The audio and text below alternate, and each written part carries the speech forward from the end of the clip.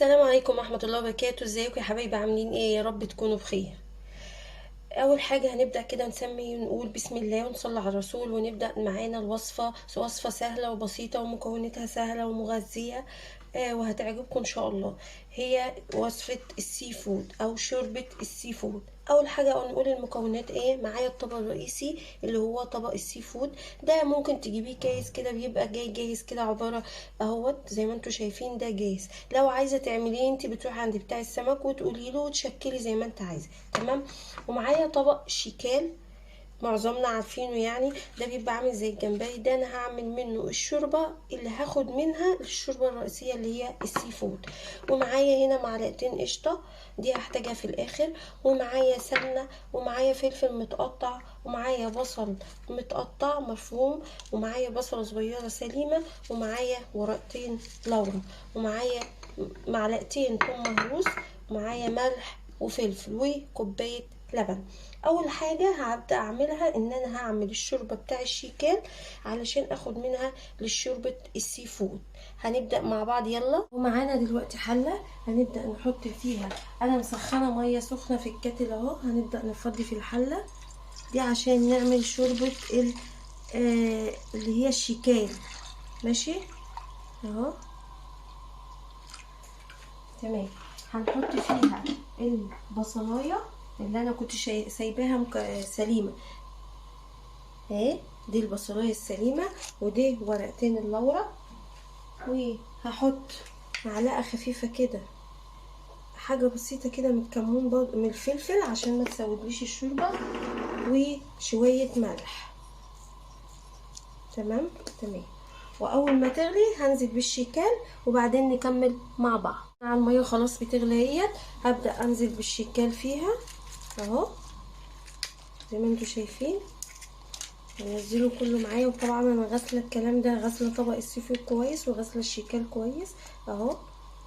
هبدا دلوقتي هسيبه بقى اهوت لما يغلي ويبدا يستوي وينزل كل فايدته في الشرب. برضو الثوم المهروس اللي انا كنت فرماه، وهبدا احاول يعني ايه اشوحهم كده. مش هحمر قوي زي ما انتوا عارفين طبعا، لا، هبدا اشوح حاجه بسيطه كده تاخد لون معايا علشان ايه انزل بشوربه السي فود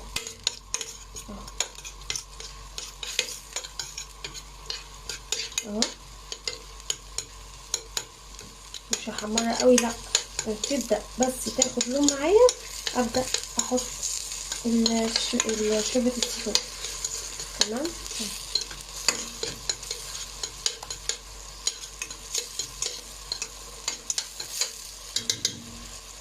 يا جماعه هنبدا نقلب اهو، نقلب باستمرار اهو. جربيها بالطريقه دي ومش هتندمي، صدقيني بتبقى طعمها خطير. ومش قادره اقول لك الريحه كمان بتبقى عامله ازاي. بالنسبه للفلفل اللي انا مقطعاه، انت لو عندك كرفس وحطي كرفس بيبقى برضه وتخلي طعمها جميل اهو. تمام. تمام. انا دلوقتي اهوت هبدا بقى ايه، خلاص اهي يعتبر كده البصل اتشوح مع الثوم كويس اهو. هجيب بقى زي ما انتوا شايفين كده، هبدا اجيب السي فود اهو، انزله كويس اهو. وهقلب بالراحه خالص عشان ما ينزليش معايا، بحيث ان انا عايزه اشوحه اهو. طبعا وانا حاطه الكلام ده بقى ببدا انزل ايه بباقي المكونات. هبدا انزل بالفلفل، وزي ما احنا قلنا لو عندك كرفس انزلي بيه عادي، حطيه يبقى طعمه حلو. هبدا احط ملح اهو، وهحط فلفل بس مش هكتر عشان الفلفل ده فلفل اللي هو الاسود مش الابيض، فعشان ما يغمقش الشوربه معايا. تمام. هبدا اوطي بقى كده عشان تاخد وتدي في المكونات كده مع بعض. ومش هقلب برضو بسرعه وبالراحه خالص علشان الكلام ده ما ينهريش معايا اهو زي ما انتوا شايفين كده. هوطي عليها واغطي عليها شويه تبدا تتشرب من المكونات اللي فيها على ما الشوربه بتاع الشيكال، على ما الشيكال يستوي في الشوربه كده وينزل فايدته، وابدا اخد من هنا احط هنا. ماشي. يا جماعه اهوت ادي السي فود، انا كنت مغطيه عليها خالص وبتتشرب بميتها بكل حاجه اهو زي ما انتم شايفين. هاجي بقى الشوربه اللي انا سويت فيها الشيكان، هاجي انزل اهو. هحاول بقدر الامكان ان انا اصفي كل حاجه، ما اخليش حاجه تيجي في الشوربه اهو. كل حاجه بالراحه اهو، بنزل اهو بالشوربه زي ما انتم شايفين اهو. تمام. معلش بس هو البخار بتاع السخونيه طلع على التليفون، معلش اهو. اهو زي ما انتم شايفين كده. انا دلوقتي ايه، نزلت كل الشوربه بتاعته. هبدا اعلي بقى في المرحله ديت. انا هعمل ايه، احنا زي ما احنا قلنا احنا كنا مجهزين كوبايه لبن. انا هنزل بنص كوبايه اللبن الاول. اول حاجه ما يغلي كده، شايفين يا جماعه انا كنت حاطه في الاول، شايفين اول حاجه ايه، شايفين ايه ما شاء الله ايه، والريحه ما اقولكيش. تمام. هيغلي اهوت. هنزل بقى بنص كوبايه اللبن،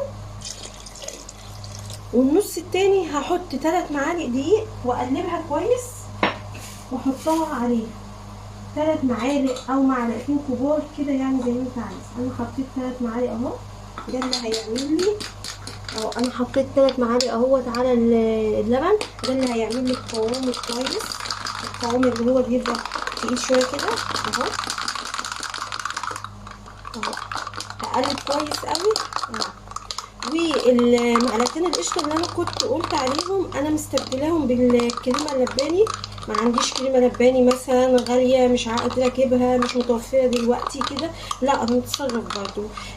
عندك وش اللي هو اللبن والقشطه بتاعته، تاخدي المعلقتين القشطه عادي وتنزلي بيهم، بيديكي نفس طعم الكريمه اللباني. دلوقتي انا اهو قلبت الدقيق باللبن وخلاص، مفيش حاجه مكلكعه كله اهوت مع بعض اهو. تمام اهي. والشوربه هي كمان هبدا بقى انزل بيهم اهو زي ما انتم شايفين. شايفين اللون، شايفين اللون. وهجيب معايا ايه، المعلقتين القشطه اللي انا قلت عليهم اهو، يديني طعم كاني بالظبط حاطه الكريمه اللباني بالظبط. هبدا بقى ايه ادوب كويس اهو. تمام. وهنبدا نشوف الطعم، محتاجه ملح نزود ملح، هي محتاجه حاجه بسيطه اهو. عايزه اقول لك الريحه والله العظيم ريحتها تحفه، وفيها فايده وقيمه غذائيه عاليه جدا. شايفه اهو ما شاء الله عليها اهو.